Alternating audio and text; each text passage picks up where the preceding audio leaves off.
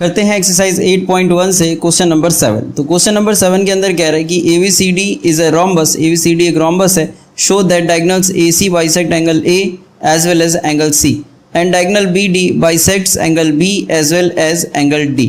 तो इस क्वेश्चन को करते हैं प्रूफ। तो यहाँ पे इस क्वेश्चन को एक बार हम और समझते हैं। तो ये कह रहा है कि जो ABCD है ये एक रोम्बस है और यहाँ पे हमें प्रूफ करना है कि जो डायगोनल AC है, जो ये AC है, ये एंगल A को और एंगल C को बाइसेक्ट करता है और ये जो BD है वो इस एंगल B को और D को बाइसेक्ट करता है। तो इस चीज़ के लिए हम यहाँ पे नंबर दे देते हैं इसको, एंगल को, ये एंगल 1, एंगल 2, ये एंगल 3 और ये एंगल 4 हो जाएगा और इधर एंगल 5 और एंगल 6 और इस साइड पे इसको हम 7 और 8 दे देते हैं।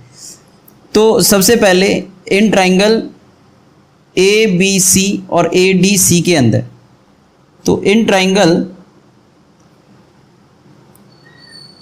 ABC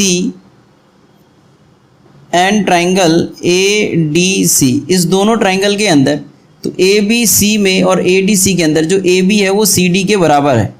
तो AB और CD ये बराबर हो जाएगा क्योंकि ये साइड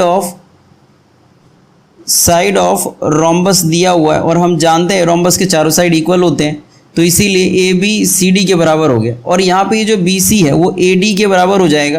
तो इसी चीज़ को हम लिख लेते हैं, BC is equal to AD। यहाँ पे मैंने एंगल लगा दिए, BC is equal to AD।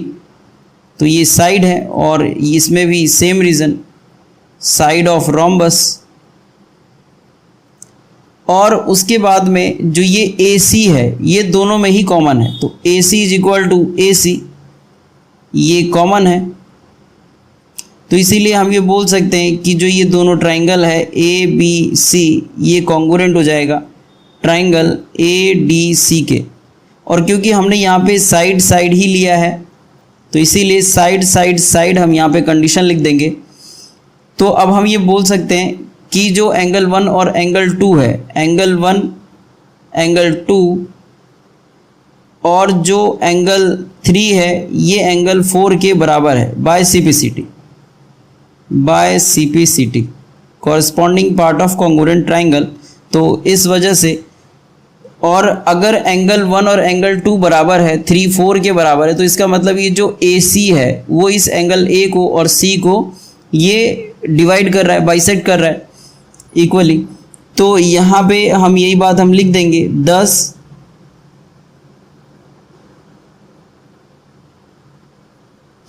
Diagonals AC